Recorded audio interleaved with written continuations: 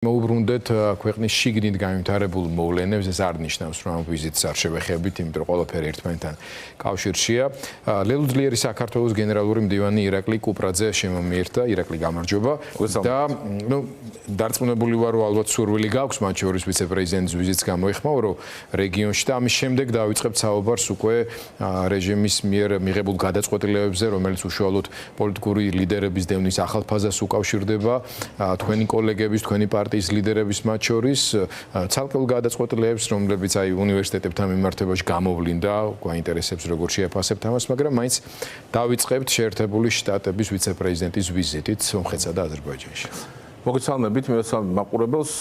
მარტივ მოცემულობაში ჩაგვაგდო ბიძინა ივანიშვილის ხელისუფლებამ, რომელმაც დააკარგინა საქართველოს 10 წლების განმავლობაში ნაშენების სტრატეგიული პარტნიორობა ამერიკის შეერთებულ შტატებთან და დღეს მივედით იმ ვითარებამდე, სადაც რეგიონში სამი სახელმწიფო საქართველო, რომელიც ყოველთვის მოწინავე იყო დემოკრატიის, ეკონომიკის ყველა მიმართულებით წინსვლით, როგორც მინიმუმ, საქართველო, სომხეთი, აზერბაიჯანი ამ დროს ჩვენი სტრატეგიული პარტნიორი ჩამოდის რეგიონში რეგიონალური ვიზიტით, სტუმრობს სომხეთს, აზერბაიჯანს და არა საქართველოს. მაშინ როცა საქართველოს ჰქონდა სტრატეგიული პარტნიორობა ამერიკის შეერთებულ შტატებთან, მაშინ რეგიონში არავის არ ჰქონდა ეს სტატუსი. მთავარი სტრატეგიული პარტნიორი ვიყავით რეგიონში, ერთადერთი, არა მხოლოდ მთავარი. და დღეს ივანიშვილის დამსახურებით საქართველოს დაკარგა სტრატეგიული პარტნიორის სტატუსი და წაიღო ჩვენმა მეზობელმა სომხეთმა. დღეს სომხეთი ამერიკის შეერთებული შტატების მთავარი სტრატეგიული პარტნიორი, რაც ნიშნავს მეტ ნდობას, რაც ნიშნავს მეტ საერთაშორისო მხარდაჭერას, რაც ნიშნავს მეტ ინვესტიციას, მეტი ფინანსების შეტანას, მეტი ეკონომიკურ კეთილდღეობას სომხებისთვის და სომხური სახელმწიფოსთვის. და ამ დროს საქართველოს დარჩენილია ბიძინა ივანიშვილის მისი თაღლითების, ქურდების, ყაჩაღების ხელში, რომლებიც ფასებს ჯერ აძვირებენ, შემდეგ შეთანხმებით რაღაცა კარტელული გარიგებებით ისევ რაღაც ხუთი თეთრით კვერცხს გაიაფებენ და ნახავთ აი ორ თვეში ისევ თუ არ გააძვირებენ ამას. პროპაგანდის, იძულების და სიღარიბის წიაღში ჩააგდო ეს ყველაფერი.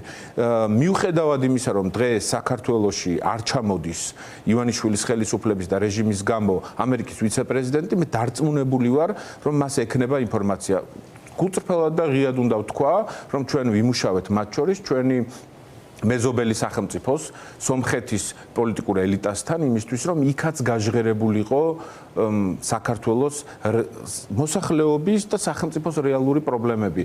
უსაფრთხოების საკითხები გაქვთ მოხერხდა, თუნდაც დახურულ არსმიღმა ამ თემაზე. მე ვიცი, რომ იყო ამაზე საუბარი, ჩვენ ვიმუშავეთ ყველა შესაძლო გზით, ყველა შესაძლო მეთოდით, ყველა შესაძლო ხაზით სომეხ პოლიტიკოსებთან, მათ შორის ოპოზიციურ ფლანგზე, მათ შორის სახელისუფლებო ფლანგზე იმისთვის, რომ საქართველოს ინტერესი გაჟღერებულიყო, იმიტომ რომ რეგიონალური უსაფრთხოება იქნება თუ ეკონომიკური კეთილდღეობა ჩვენს რეგიონში გადაჯაჭვულია ერთმანეთთან და მე დარწმუნებული ვარ, რომ იქ გაჟღერდა საქართველოს შესახებ მნიშვნელოვანი ინფორმაციები და ამის შესახებ დადასტურებული ფაქტები. მიხედავთ იმისა, რომ ქართული ოცნება ამბობს, რომ ისინი ცდილობენ ამ ურთიერთობების განახლებას, ამის პარალელურად თითქოს ისინი უნდა ავლენდნენ ნებას თანამშრომლობის ქვეყანასთან, რომლისთვისაც მნიშვნელოვანი არის, რომ პარტნიორ ქვეყანაში ოპოზიცია ელემენტარულად არსებობდეს. ფიზიკურად რო არსებობდეს. და ამის პარალელურად იღებენ გადაწყვეტილებებს, რომელიც სრულიად საწინააღმდეგო მიმართულებით სვლაზე მიუთითებს გაგრძელებას. დღევანდელი მაგალითი ამ ხრივ ნიგამელიას უკვე მე რამდენი ბრალი წარუდგინეს ციხეში, ანუ ყველაფერს აკეთებს იმისთვის, რომ უბრალოდ ვერ გამოვიდეს ადამიანი საკნიდან და ვინც გამოვიდა, ისინი ისეთ მდგომარეობაში ჩააყენოს, რომ ნებისმიერ წამს კვლავ, ასე ვთქვათ, ციხეში შებრუნების და იგივე მელიას მდგომარეობაში ჩაყენების საშუალებები გქონდეს. მათ შორის მამუკა ხაზარაძეს, ბადრი ჯაფარიძეს ვიცით, რომ ხვალა ჩანიშნული წინა სასამართლო პროცესი. და აქ უკვე სისხლის სამართლის ბრანდებებზე არის ლაპარაკი და ეხლა თქვენ რომ მოყევით, რომ ჩვენ ბევრი რამე გავაკეთეთო და ინფორმაცია მივაწოდეთო და ასე შემდეგ. ეს არის სხვა შორის ერთ-ერთი ბრალი საფუძველი, რომ უცხოელებს რატო ეუბნებით ქვეყანაში საქმე რამდენად ცუდად არის. ხო, აი რაღაც სიურეალისტურ გარემოში ვართ, მაგრამ კონკრეტული ადამიანებისა და ოჯახებისათვის ეს ძალიან სერიოზულ პრობლემებს წარმოადგენს. როგორ უნდა მოიქცეს ქართული ოპოზიცია, რომ არ იყოს სულ მუდმივად ასეთი შეტევებზე რეაგირების მდგომარეობაში. რა არის ამ ხრივ გასაკეთებელი და გითხარით ორიოდე სიტყვა კონსულტაციების იმ ეტაპზე, რომელიც პარტიებს შორის მიმდინარეობს.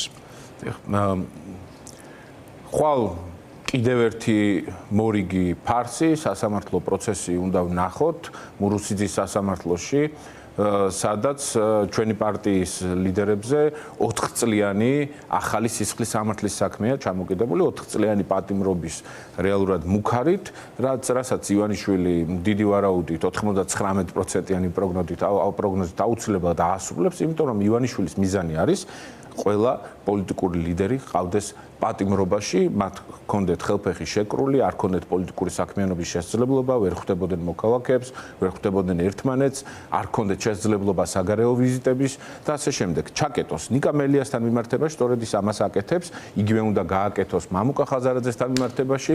მე დარწმუნებული ვარ, რომ არ ვიქნები ეგოისტი თუ ვიტყვი, რომ მას ბიძინა ივანიშვილი განსაკუთრებულად ეშინია მაგალითად მამუკა ხაზარაძის, მისი ძალისხმევის, მისი შესაძლებლობების და ამას ყოველთვის ძალიან აქტიურად გამოხატავდა, მას უნდა ის საპატიმროში მოაქციოს, შებოჭოს ყოველდღიურ პოლიტიკურ ყოფით საქმიანობაში, რაც ძალიან მნიშვნელოვანია ჩემი აზრით, სამომავლო პერსპექტივებისთვის ამ ქვეყანაში, როგორ უნდა განვითარდეს საერთოდ ეს ქვეყანა, ეკონომიკურად, პოლიტიკური კრიზისიდან როგორ გამოვიდეთ, როგორ შეიცვალოს ხელისუფლება მშვიდობიანად, ისე რომ თან სტაბილურობა შევინარჩუნოთ. ჩვენ ამაზე ყოველთვის ვფიქრობთ, საუბრობთ და ველოდებით სწორედ იმ თავდასხმებს, რაც ის ახორციელებს. დარწმუნებული ვართ, რომ ეს სისხლის სამართლის საქმე არ იქნება საბოლოო და კიდევ დაემატება მას. ეს პროცესია, რაშიც ივანიშვილი მის ცნობილ ერთ-ერთ სახელს მახრჩობელა უდავი, როგორც რუსეთში მას ეძახდნენ, ამართლებს. ის არის აი ამ გველის, დიდი ცნობილი გველის როლში, რომელიც ნელ-ნელა ახრჩობს დემოკრატიასაც, პოლიტიკოსებსაც, პოლიტიკურ პარტიებსაც. ამის მცდელობა აქვს. თუმცა ფაქტობრივად ხედავთ, რომ წინააღმდეგობაში ჩვენ ვრჩებით, არანაირი შიში იმისა, რომ ვინმე შეიძლება რაღაც ჩვენზე ძლიერი იყოს ამ მომენტში, არ არსებობს. დარწმუნებულები ვართ, რომ ამ ქვეყანას ძალიან ბევრი ჭირი გამოუვლია და ბიძინა ივანიშვილს როგორც ერთ ჭირს მოიშორებს და მოიხსნის. პოლიტიკურ კონსულტაციებზე. ჩემ შეკითხვის მეორე ნაწილზე მინდა რომ დავაზუსტო. თქვენ ახსენეთ ეხა გველი, ხო? ეს გველი და ეს ცხოველი, ზოგადად ცხოველები ამ შემთხვევაში ძალიან დიდი მოცულობის ნადავლს ერთად ვერ ინელებენ, იცით, ხო? და ნაწილ-ნაწილ უნდა მიირთვან. აი, ქართული ოპოზიციის და ყველა ჩვენგანის ალბათ ერთ-ერთი მთავარი პრობლემა არის ის, რომ სანამ უშუალოდ არ შეიხება რაღაცა ტიპის ისეთივე გულწრფელები, ისეთივე მოწადინებულები არ არიან ხოლმე ბრძოლაში და ასე ნაწილ-ნაწილ უფრო ახერხებს ეს კაცი ამ შედეგების მიღწევას, თორე არაფერი განსაკუთრებული გველისებური სიბრძნის მატარებელი ეს არ არის, არა? აქეთ არის უფრო პრობლემა, ამიტომაც ბუნებრივია საზოგადოების გარკვეული ზეწოლა პოლიტიკურ პარტიებზე და მოლოდინები, რომ ეს სტრატეგია ჩამოყალიბდება, გამსხვილდება იმ გაგებით, რომ არა პარტიულად ერთ სუბიექტად, არამედ რაღაცა ტიპის მსხვილ სტრატეგიად, რომელშიც რაც შეიძლება მეტ ადამიანს გაუჩნდება სურვილი მონაწილეობის და პერსპექტივა შედეგის მიღწევის. ჩვენ ძალიან ცალსახა პოზიცია გვაქვს გაცხადებული ჩვენი პოლიტიკური სტრატეგია, რაც არის მათ შორის ბრძოლა საპროტესტო გზებით, საპროტესტო წინააღმდეგ მშვიდობიანი პროტესტით, მეორე მათ შორის არც ერთი ველის მიტოვება ბიძინა ივანიშვილისთვის, იმიტომ რომ ქართული საზოგადოება ელოდება ნებისმიერი ფორმით ბიძინა ივანიშვილის დამარცხებას. ყველგან იყოს მაგალითად ადვოკატთა ასოციაცია, სადაც ქართული ოცნება, კი ადვოკატებმა იბრძოლეს, დააკლდათ მხარდაჭერა, მაგრამ იბრძოლეს ბოლომდე და ძალიან ცოტა დააკლდათ მხარდაჭერა. ოდნავ მეტი პასუხისმგებლობა რო გამოეჩინა იმ სეგმენტს, იმ პროფესიულ სეგმენტს, ივანიშვილი და ქართული ოცნება იქ დამარცხდებოდა მაგალითად. და დამოუკიდებელი ჯგუფი იყო. ან ჩვენ მაგალითად თვითმმართველობის არჩევნებში მივიდეთ ახლა უკეთებს, როდესაც ზუსტად, იმიტომ რომ მას შემდეგ რაც ადვოკატთა ასოციაციაში ქართულმა ოცნებამ საკუთარი კანდიდატი გაიყვანა, გააუარესა ადვოკატთა უფლებრივი მდგომარეობა. ტელეფონებს ატოვებინებენ, შეხვედრებზე ვერ შედიან და ბევრი პრობლემა დაგროვდა. ჩვენ მაგალითად თვითმმართველობის არჩევნებში მონაწილეობდით, იმიტომ რომ ხო ბიძინა ივანიშვილს არ გვინდოდა ამ ბრძოლაში საქართველოს მოქალაქეები დაგვეტოვებინა მარტო. როგორც მინიმუმ ის ნაწილი, რომელიც ამბობდა, რომ ამ ბრძოლაში შესვლა სწორი იყო და ასეთი აღმოჩნდა რამდენიმე 100,000 ჩვენს ქვეყანაში. 100,000 იმ რაღაც გაურკვეველი ბულინგის ფონზე და შემდეგ. ხვალდაზეგაც ჩვენ ყველა ბრძოლის ველს განვიხილავთ. განიხილავს კი ოპოზიციის დანარჩენი ნაწილი ბრძოლის ველად, მაგალითად რიგგარეში არჩევნებს, ან სხვა ტიპის შესაძლებლობებს, სადაც ივანიშვილის დაზიანება შეიძლება. ჩვენ ამაზე დიდი ხნის განმავლობაში პასუხი არ გვაქვს. მიდის ამ თემებზე საუბარი, თუნდაც იმ საკონსულტაციო მაგიდასთან? ეს საკონსულტაციო მაგიდა, რომელიც ეს რაღაც დიდი ხნის განმავლობაში არსებობს, ამ შემთხვევაში რაღაც დოკუმენტს შეიმუშავებს, ჩვენ არ განვიხილავთ უახლოეს მომავალში არანაირი დოკუმენტის, არანაირი ერთობის ნაწილად ყოფნა. ჩვენ გვაქვს მკაფიო პოზიცია ჩამოყალიბებული. ლელო ტირე კოალიცია ძლიერი საქართველო ვითარდება დამოუკიდებლად. ჩვენი მნიშვნელოვანი ხაზია, რომ ყველა ის ძირითადი საკითხი საგარეო ველზე, საშინაო ველზე მივიტანოთ ერთი მოქალაქეებამდე, განსაკუთრებულად მათ შორის პროპაგანდის მსხვერპლ მოქალაქეებამდე, რომ ვაჩვენოთ ბიძინა ივანიშვილის სახე და დავარწმუნოთ, რომ ივანიშვილი არ უნდა აირჩიონ, რომ ომის შიში რეალურად მხოლოდ და მხოლოდ პროპაგანდაა და მას არაფერი არ უდგას, რომ ის რომ დავით გარეჯე როცა ლაპარაკობდნენ, ესეც ტყუილი იყო, ფასებზე როცა ლაპარაკობენ, ესეც მხოლოდ პროპაგანდის ნაწილია, ქიმიური იარაღით რომ მოგწამლეს და მე უნივერსიტეტების საკითხი შემოაგდეს გადასაფარად და დღეს უკან დაიხიეს, ამაზე ცალკეც მინდა ვთქვა. ანუ ამ პროცესში ჩვენი მთავარი მიზანი უნდა იყოს იქ სადაც ყველაზე მეტად უჭირს პროდასალურ ოპოზიციას რეგიონებში მუშაობა, მხარდაჭერა ყველა დემოკრატიული პროცესის და მათ შორის ისეთი ალტერნატივის გაჩენა, სადაც საზოგადოება ძალიან დიფერენცირებულია ერთმანეთისგან, როგორც ჩვენ განსხვავდებით სხვა პარტიებისგან, ისე განსხვავდება საზოგადოება. ვიღაცას რადიკალური წინააღმდეგობის ხაზი მოწონს, ვიღაცას მოსწონს ის ხაზი, სადაც ივანიშვილი აუცილებლად შესაძლებელია, მაგრამ მას ჭირდება ისეთი ალტერნატივა, რომელიც წარსული შეცდომების გამეორების რისკებს არ გააჩენს. ამიტომ ჩვენ ვფიქრობთ, რომ ჩვენ შეგვიძლია სწორედ ესეთი ალტერნატივები შევთავაზოთ საზოგადოებას და არ გავხადოთ ისინი რაღაც ძიმე არ დავაყენოთ ისინი ძიმე არჩევანის წინაშე. ჩვენი ხაზი არის დამოუკიდებელი განვითარება, მარტივი კოორდინაცია და კომუნიკაცია პროდასალურ ოპოზიციურ ფლანგზე იმისთვის, რომ სტრატეგიები თანხმდებოდეს, მაგრამ იმ შემთხვევაში თუ ვერ დავინახავთ, რომ ყველა ბრძოლის ველის გამოყენება ჭირდება ოპოზიციურ პარტიებს, მზად არიან ამისთვის, მზად არიან იმისთვის, რომ თავდაუსხმელობის პირობა შეინარჩუნონ. მაგალითად, ჩვენ ისე გავიარეთ წინა აი ბოლო დაძაბული თვითმმართველობის არჩევნების კამპანია, სადაც ყველა თავს გვესხმოდა ქართული ოცნებაც და სხვა ოპოზიციური პარტიებიც, მაგრამ ჩვენ არ პასუხობდით და ვამბობდით ერთ ძალიან მარტივ ფორმულაზე, რომ ოპოზიციაში ყოფნა ნამდვილად არ გვინდა. განსხვავებულობა არის მათ შორის ძალიან ღირებული, თუმცა მნიშვნელოვანია ის, რომ საერთო ხაზებიც არსებობდეს. ეს საერთო ხაზები უნდა იყოს საგარეო ველზე კომუნიკაციისას და იქ არც არის დიდი სხვაობები. ყველა ძალიან მარტივად ვაფასებთ ბიძინა ივანიშვილის ძალადობრივ ავტორიტარულ მართლაც ისხლისმსმელ რეჟიმს. თქვენ გიწევთ შეხვედრები მათ შორის ჩვენ საერთაშორისო პარტნიორებთან და იქაც ერთ-ერთი მთავარი მოლოდინი უკავშირდება ქვეყნის შიგნით დემოკრატიული ძალების კოორდინაციის უფრო უკეთეს ხარისხს. ამიტომ უკეთესი ხარისხი რას ნიშნავს ამ შემთხვევაში? ეს გავიგე, უბრალოდ ჩვენ სულად განსხვავებულად განმარტებადი საკითხია. საინტერესო და მნიშვნელოვანი იქნება თუ უფრო მეტი რამ გახდება ცნობილი, მათ შორის რა უშლის ხელს თუნდაც ამ ტიპის შეთანხმებების მიღწევას, რა არგუმენტები აქვს შეთანხმება ჯერჯერობით ის კოორდინაციის უფრო ხო, შტაბ-ეშტილება დაგვრჩა, რომ არის რაღაცა ბოლო ფაზაში გასული, მათ შორის გუშინ თავისუფლების მოედნის წარმომადგენელმა თქვა, რომ აი ერთ კვირაში უკვე შედეგი დაიდება და გამოქვეყნდება და შეიძლება ეს მოლოდინები აქედანაც გაჩნდა. ხო, გუშინ მე მოусმინე ამ ჩანართს, სადაც ითქვა, რომ ლელოც გახდება ამ ერთობის ნაწილი და უცხოელად ვიტყვი თუ ვინმე შეიძლება იცოდეს პოლიტიკურ პარტია ლელოში ლელო რისი ხელმომწერი გახდება, მე ერთ-ერთი პირველი ვარ, ვინც შეიძლება ეს იცოდო, ამბობ, რომ ლელო არ გახდება არანაირი ერთობის ნაწილი უახლოეს მომავალში, ეს არც განიხილება, ჩვენ ვაგრძელებთ სვას დამოუკიდებელი ხაზით. ვაგრძელებთ პარტიის განვითარებას, ვაგრძელებთ მოქალაქეებთან კომუნიკაციას, ვაგრძელებთ ივანიშვილის ძალადობრივ ავტორიტარულ რუსულ რეჟიმთან ბრძოლას და წინააღმდეგობას და ამისთვის ჩვენ ვიხდით ძალიან მძიმე ფას, ჩვენ პარტიის აკრძალვას აპირებს ბიძინა ივანიშვილი, ჩემი პარტიის ლიდერი მამუკა ხაზარაძე 4 წლიანი ციხისთვის არის ახლა შემზადებული ბიძინა ივანიშვილის მხრიდან, ამიტომ არანაირი კომპრომისი ფიქრობს ის კვლავ საქართველოში დაბრუნებას აქტიურ საქმიანობას. მამუკა ხაზარაძე თავად იქნება, იმედი მაქვს თქვენი სტუმარი ძალიან მალე, ჩვენ გვაქვს ერთადერთი ხაზი. წინააღმდეგობა იქნება ურყევი ყველგან.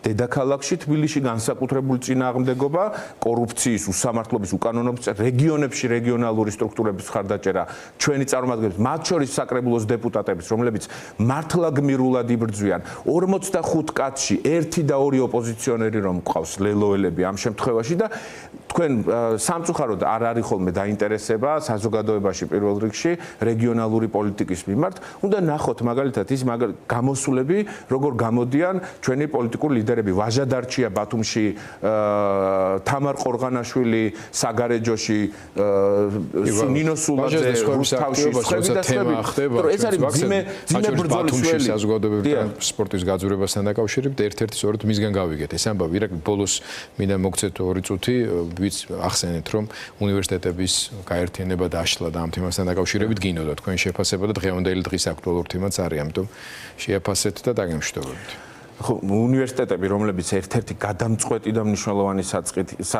საკითხია ჩვენს დღევანდელ პოლიტიკურ ველზე რომელიც ჩემი აზრით და მგონი უკვე ფაქტობრივადაც შეიძლება დამტკიცდეს პროპაგანდისტულად შემოაგდო კობახიძემ და ქართულმა ოცნებამ პოლიტიკურ დღის წესრიგში მაშინ როცა ყველა საუბრობდით იმაზე რომ ქიმიური იარაღით მოწამლეს 100,000-ობით მოქალაქე რუსთაველზე შემოიტანეს გაუგებარი საკითხი ტექნიკური უნივერსიტეტის და თსეუს გაერთიანების შესახებ ააფორიაქეს მთელი ეს საზოგადოება შექმნეს არარსებული პრობლემა რა ძალიან ხშირად ახასიათებს ბიძინა ივანიშვილს და ქართულ ოცნებას არარსებული პრობლემა შექმნეს შემდეგ ვითომ კომპრომისი გაწიეს, აყვირეს მათ შორის ის პროფესორები, რომლებიც სინამდვილეში ქართული ოცნების მხარდამჭერები იყვნენ და დღეს აღტკინებული საკუთარი უნივერსიტეტი, საკუთარი ფაკულტეტები, საკუთარი კოლეგები რომ გაყიდეს და გახარებულები იყვნენ დღევანდელი შედეგით, რომ ტექნიკური უნივერსიტეტი კი გადარჩება, მაგრამ ყველა ჰუმანიტარული მიმართულება უქმდებაო, დედა უნივერსიტეტში გადადისო.